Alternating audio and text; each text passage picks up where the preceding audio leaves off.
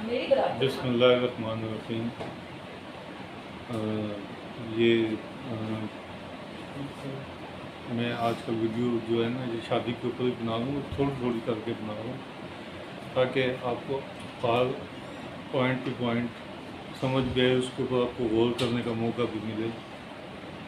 ابھی جو پریزنٹ اور پاسٹ کے معاملات ہیں نا، جو شادی میں جو بہت بدل گئے ہیں، بہت ہی زیادہ بدل گئے ہیں، وہ ہے حق میں۔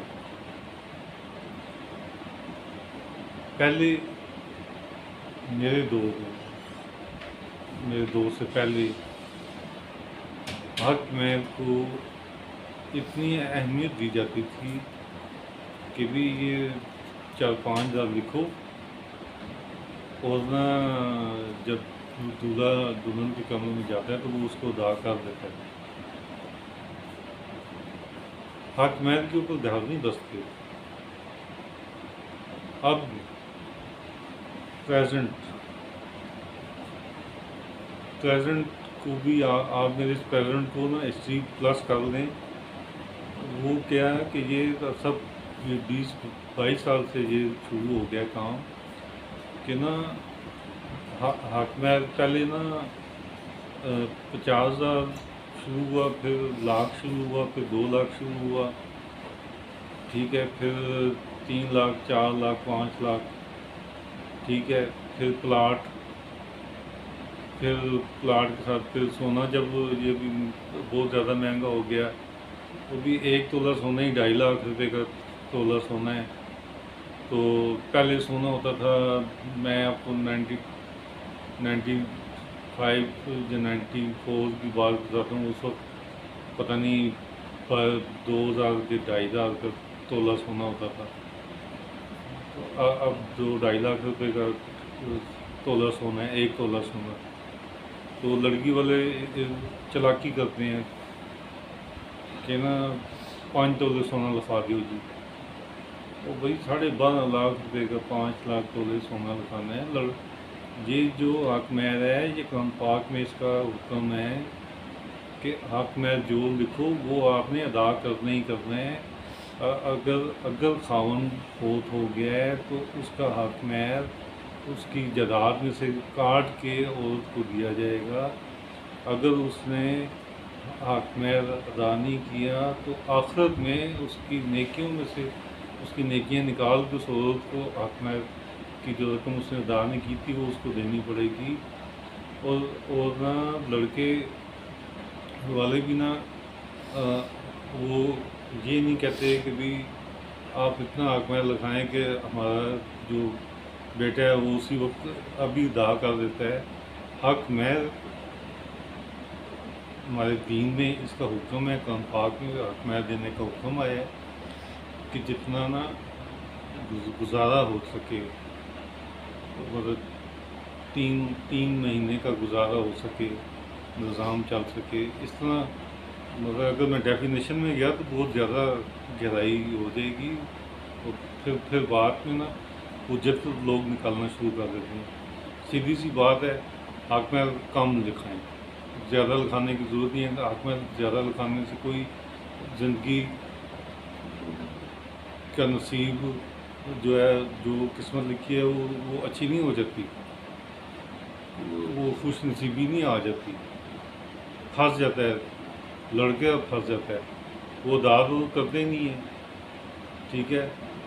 وہ بات کہاں چلی جاتی ہے؟ قیامت تک چلی جاتی ہے۔ یہ اس چیز کے اوپر بھی خیال کریں۔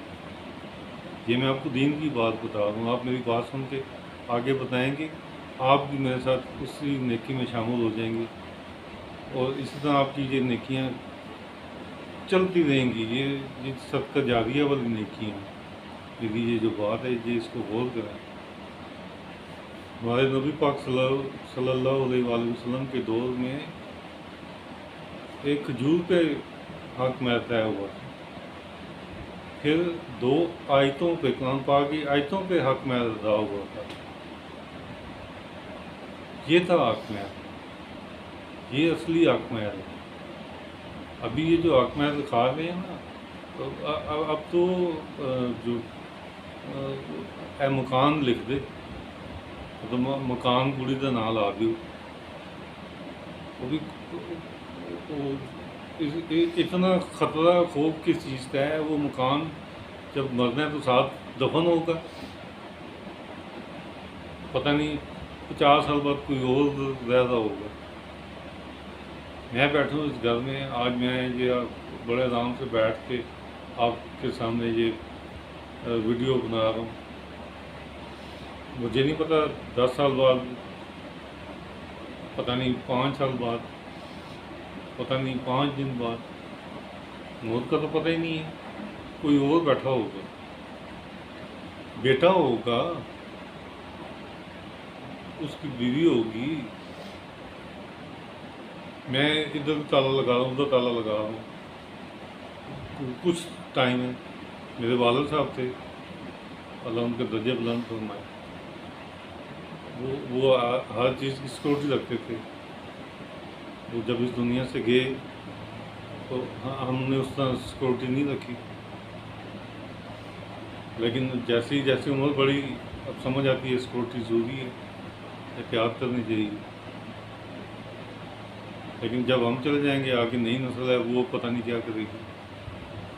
تو یہ حاکمیت سے نہ آپ کا فیوچر بننا ہے، نہ آپ کا جو پریزنٹ ہے وہ بننا ہے۔ حاکمیت ایک اللہ تعالیٰ نے ایک چیز، ایک مرد کو اس کے لیے ایک طریقہ بتایا ہے کہ وہ ادا کریں، حکم دیا ہے کہ حاکمیت ادا کرو، طے کر لیا کرو اور ادا کیا کرو۔ اور اس میں گہرائی میں پہلے بھی میں نے کہا نہیں جاتا، اتنا کرو کہ جو ادا ہو جائے۔ لڑکے کے اوپر ساری زندگی کا عذاب مت ڈالیں۔ جتنی عمر اس کی اگر شادی کی، اللہ نہ کرے میں ایسی بات پر اس اچھی لمبی شادی کی عمر گزرے، اور اگر وہ فوت ہو جاتا ہے اور اس کا حق میں ادا نہیں ہوا ہوتا، اس نے لیا ہی نہیں، وہ قرض ہے، وہ اس کے اوپر باقی رہے گا۔ اس چیز کو سمجھیں، یہ حق میں عام چیز نہیں ہے۔ تھوڑا لگائیں اور ادا کر دیں، اپنے سر پہ مت چڑھائیں اس چیز کو۔ السلام علیکم۔